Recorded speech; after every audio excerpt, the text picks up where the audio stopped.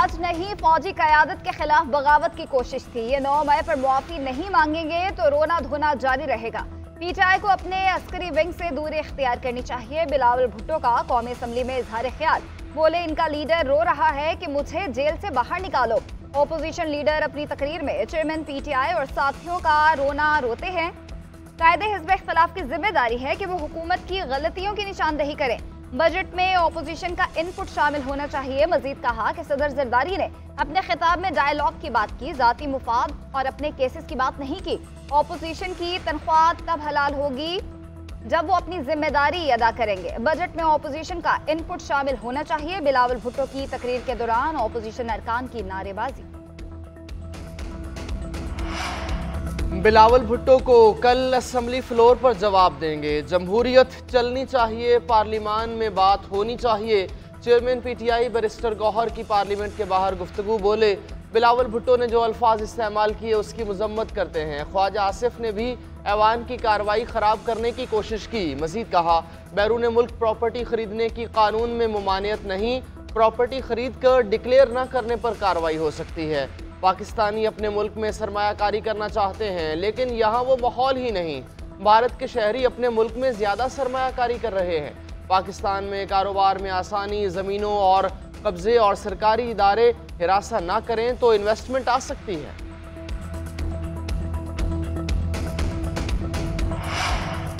हुकूमत मुस्ताफी हो, नए इलेक्शन कराएं, फौज इंतखाबात से दूर रहे। मौलाना फजल रहमान का मुतालबा, कहते हैं इस सोच को ख़त्म करना है कि यहाँ इस्टेब्लिशमेंट की मर्जी के बगैर कुछ नहीं हो सकता।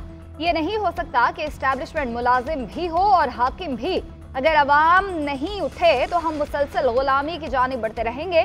कोई और होता कौन है कि मुझे वजीर आज़म या वजीर आला की पेशकश करे। अवाम वोट देंगे तो सदर और वजीर आज़म बनूंगा, वरना नहीं। हमारी पीटीआई से कोई ज़ाती दुश्मनी नहीं। केपी के वजीर आला और गवर्नर इलेक्शन में जीते नहीं लेकिन ओहदों पर हैं। हम धांधली के खिलाफ तहरीक शुरू कर चुके। असम्बली इंतहाई कमजोर है, मुझे नहीं लगता कि हुकूमत डिलीवर कर सकेगी। बानी पीटीआई की 190 मिलियन पाउंड रेफरेंस केस में जमानत मंजूर। इस्लामाबाद हाई कोर्ट का रिहा करने का हुक्म। चीफ जस्टिस आमिर फारूक और जस्टिस तारिक महमूद जहांगीरी ने महफूज फैसला सुनाया। अदालत का बानी पीटीआई को 10 लाख रुपए के जमानती मचल के जमा करवाने का हुक्म। जमानत के बावजूद बानी पीटीआई जेल में ही रहेंगे। साइफर और इद्दत में निकाह के केसेस अब भी रिहाई में रुकावट। उधर इस्लामाबाद की मकामी अदालत ने बानी पीटीआई को 2 मुकदमात से बरी कर दिया। इस्लामाबाद के थाना खन्ना में आज़ादी मार्च और दफ़ा 144 की खिलाफ वर्जी पर 2022 में मुकदमात दर्ज किए गए थे। इस्लामाबाद की डिस्ट्रिक्ट एंड सेशन अदालत ने वकला के दलाइल के बाद बरीयत का फैसला सुनाया। मुदाखलत के शवाहिद ले आए, हम आपके साथ खड़े हैं। सेनेटर फैसल वाउडा की जस्टिस बाबर सत्तार के खत के हवाले से प्रेस कॉन्फ्रेंस, कहा अब इल्जाम लगाने से काम नहीं चलेगा, सबूत भी देना होंगे।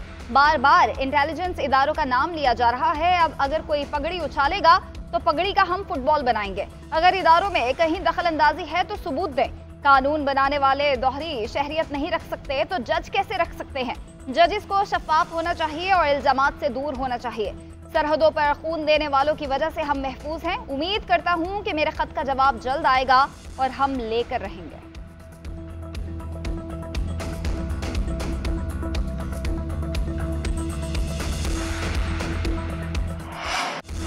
जस्टिस बाबर सत्तार के खत पर अटॉर्नी जनरल और वजीर कानून तरदीद करने वाले कौन होते हैं? लतीफ़ खोसा का अटॉर्नी जनरल और वजीर कानून के इस्तीफे का मुतालबा। कहा अगर जस्टिस बाबर सत्तार ने मुदाखलत की निशानदही की है तो इस पर तौहीन अदालत की कार्रवाई होने दें। तौहीन अदालत की कार्रवाई होने पर अटॉर्नी जनरल और वजीर कानून मैदान में आ गए। अटॉर्नी जनरल का बयान उनके मनसब के खिलाफ है। वजीर कानून को उंगली पकड़ कर कानून सिखाया लेकिन ऐसी तरबियत तो नहीं दी थी। वज़ीर आला अली अमीन गंदापुर और गवर्नर फैसल करीम कुंडी के दरमियान इख्तलाफात शिद्दत इख्तियार कर गए। वज़ीर आला केपी ने गवर्नर फैसल करीम कुंडी के केपी हाउस एनेक्सी खाली करा ली। अली अमीन गंदापुर ने केपी हाउस इस्लामाबाद से गवर्नर का सामान बाहर निकलवा दिया। गवर्नर फैसल करीम कुंडी के केपी हाउस आने पर पाबंदी भी लगा दी। मुशीर इत्तलात खैबर पख्तूनख्वा हुकूमत बैरिस्टर सैफ की एनेक्सी खाली कराने की तस्दीक, कहते हैं केपी हाउस से गवर्नर के लिए मुख्तस ब्लॉक खत्म कर दिया गया। फैसला KP काबीना के इजलास में किया गया। खैबर पख्तूनख्वा काबीना में वज़रा और मेंबरान असम्बली के लिए रिहाइश का मसला था। गवर्नर एनेक्सी फिलहाल मेंबरान सूबाई असम्बली और वज़रा इस्तेमाल करेंगे। गवर्नर खैबर पख्तूनख्वा फिलहाल सिंध हाउस में क़याम का बंदोबस्त करें।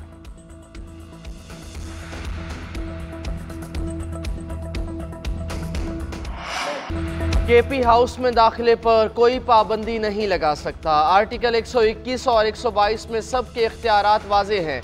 गवर्नर KP फैसल करीम कुंडी का रद्द-ए-अमल। कहा, गवर्नर हाउस एक अवामी जगह है, यहाँ पर कोई भी आ सकता है। किसी को भी सूबे पर उंगली उठाने नहीं दूंगा। सियासत अपनी जगह, लेकिन सूबे का मुकदमा विफाक के साथ लड़ूंगा। सियासी जंग में कभी नहीं पड़ूंगा। गवर्नर हाउस से कभी कोई साजिश नहीं होगी। वज़ीर आला KP को दावत दी है कि गवर्नर हाउस आ जाएं। अगर अली अमीन यहाँ नहीं आ सकते तो मुझे वज़ीर आला हाउस बुला लें।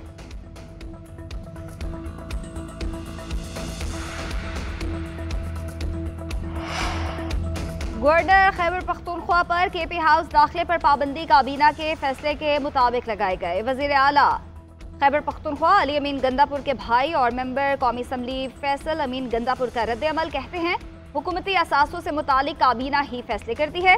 फैसल करीम कुंडी के KP हाउस में 1 या 2 कमरे हैं। जब तक काबीना ये पाबंदी नहीं हटाती, ये पाबंदी बरकरार रहेगी। ताली एक हाथ से नहीं बचती। गवर्नर को गलत फहमी है कि उनके पास बहुत ज्यादा ताकत है। गवर्नर एक नोटिफिकेशन की बुनियाद पर तैनात हुआ। अली अमीन गंदापुर के पास अवाम और चेयरमैन PTI का मैंडेट है।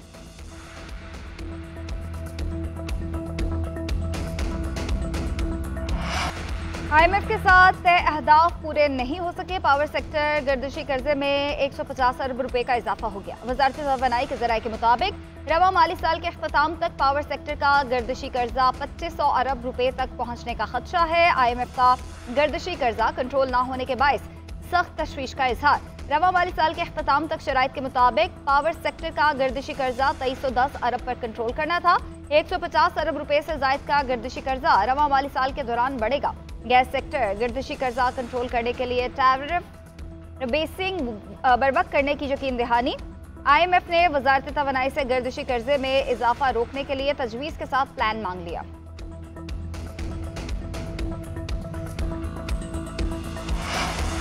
ताजिर दोस्त ऐप में शामिल न होने वालों के खिलाफ कार्रवाई का फैसला। ऐप न लेने वाले गैर रजिस्टर्ड कारोबार पर 10,000 रुपये जुर्माना होगा।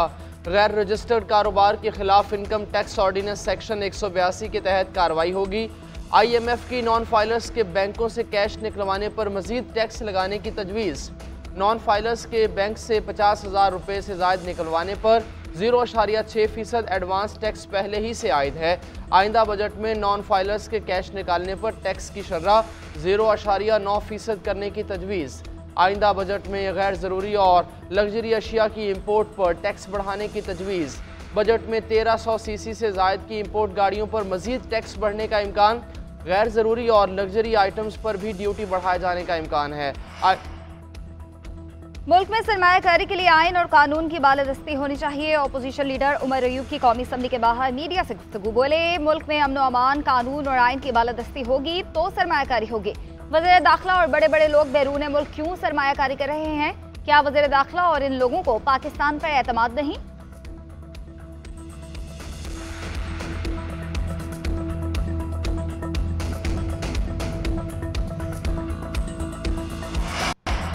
जब हुक्मरान तबका मुल्क से बाहर सरमायाकारी करेगा तो पाकिस्तान में पैसा कौन लगाएगा? मुतालबा करते हैं ऐसे तमाम अफराद को अब आला ओहदों से अलग होना चाहिए। अमीर जमात इस्लामी हाफिज नईमुर रहमान कहते हैं कि ऐसे अनासिर पाकिस्तान को सरमायाकारी के लिए गैर महफूज बनाते जा रहे हैं।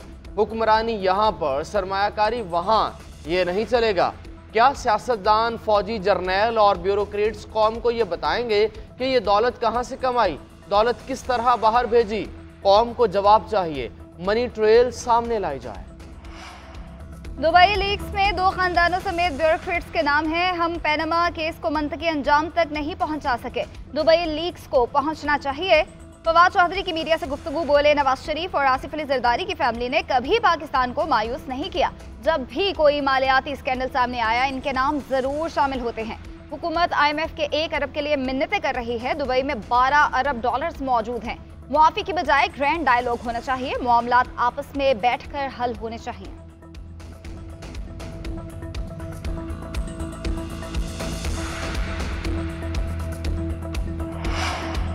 दौरान इद्दत निकाह केस की सजा के खिलाफ बानी पीटीआई और बुशरा बीबी की अपीलों पर समाअत। अदालत में निकाह खान मुफ्ती सईद का वीडियो बयान चलाया गया। बानी पीटीआई के वकील सलमान अकरम राजा ने दलाइल में कहा, वीडियो बयान चलाने का मकसद मुफ्ती सईद का किरदार सामने लाना है। मुफ्ती सईद ट्रायल कोर्ट के सामने अपनी बात से मुकर गए। वीडियो बयान मुफ्ती सईद को झूठा साबित करने के लिए काफ़ी है। अपनी इद्दत से मुताल्लिक औरत की गवाही हतमी है। सुप्रीम कोर्ट ने 39 दिन की इद्दत पर फैसला दिया हुआ है। सुप्रीम कोर्ट ही फैसला तब्दील कर सकती है। जज शाहरुख अर्जमंद का रिजवान अब्बासी की मुआविन वकील से इस्तफसार। कहा, रिजवान अब्बासी से रब्ता करके बताएं, ई कोर्ट के जरिए दलाइल दें। अदालत ने केस की समाअत रिजवान अब्बासी के जवाब आने तक मुलतवी कर दी। वज़ीर आला पंजाब की ज़ेर सदारत स्कूल एजुकेशन रिफॉर्म से मुतालिक खुसूसी इजलास। पब्लिक स्कूल रीऑर्गेनाइजेशन प्रोग्राम का तफसीली जायजा लिया गया। सेक्रेटरी स्कूल एजुकेशन ने स्कूल न्यूट्रिशन प्रोजेक्ट पर पेशरफ्त से आगाह किया। मरीम नवाज ने प्राइमरी स्कूल हेड्स को 32,298 कंप्यूटर टैब देने की मंजूरी दे दी। 1000 एलिमेंट्री स्कूल्स में IT एंड साइंस लैब कायम करने पर इत्तफाक। मरीम नवाज ने एजुकेशन रिफॉर्म्स के 5 साला प्लान का शेड्यूल तलब कर लिया। मरीम नवाज का कहना है, सरकारी स्कूल्स में क्वालिटी ऑफ एजुकेशन को हर सूरत बेहतरीन करना है।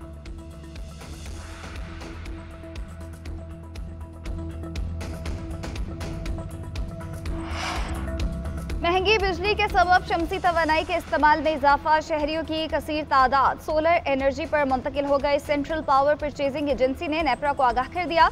दस्तावेज के मुताबिक मार्च के महीने में बिजली की खपत में मजमूई तौर पर 7.5% कमी हुई। बिजली के इस्तेमाल में सबसे ज्यादा कमी बल्क और घरेलू सार्फिन ने की। घरेलू सार्फिन ने मार्च में 11.3% बिजली का इस्तेमाल किया। बल्क कंज्यूमर ने मार्च में 34.5% कमी की है। सनती सार्फिन ने 4.5% बिजली कम इस्तेमाल की। मार्च में कमर्शियल सार्फिन ने 2.8% कम बिजली इस्तेमाल की।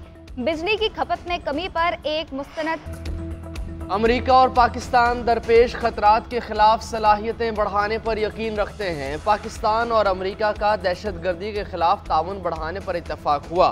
पाकिस्तान के साथ दहशतगर्द गिरोहों और मगरबी सरहद पर तकनीकी ताउन से मुतल्लिक गुफ्तगू हुई। अमरीकी महकमा खारजा के नायब तर्जुमान वेदांत पटेल की गुफ्तगू। कहा, ईरान पर बदस्तूर अमरीकी पाबंदियां आयद हैं। ईरान से तिजारत करने वाले ममालिक और कंपनीज पाबंदियों से मुताल्लिक आगाह हैं। पाकिस्तानी टीम ने आयरलैंड में सीरीज जीतने के बाद कई रिकॉर्ड भी बना डाले। पाकिस्तानी स्टार बैटर बाबर आजम ने विराट कोहली का रिकॉर्ड पाश कर दिया। T20 इंटरनेशनल में ज्यादा बार 50 और इससे जायद रन बनाने वाले खिलाड़ी बन गए। बाबर आजम ने T20 में 39 बार 50 या इससे जायद रन की इनिंग्स खेली। कप्तान ने wicket keeper batter Mohammad Rizwan के हमरा शराकतदारी का नया रिकॉर्ड भी बनाया। 3000 पार्टनरशिप रन बनाने वाली पहली जोड़ी बन गई। दोनों के दरमियान रिकॉर्ड 10वीं बार सेंचुरी से जायद की शराकत बनी।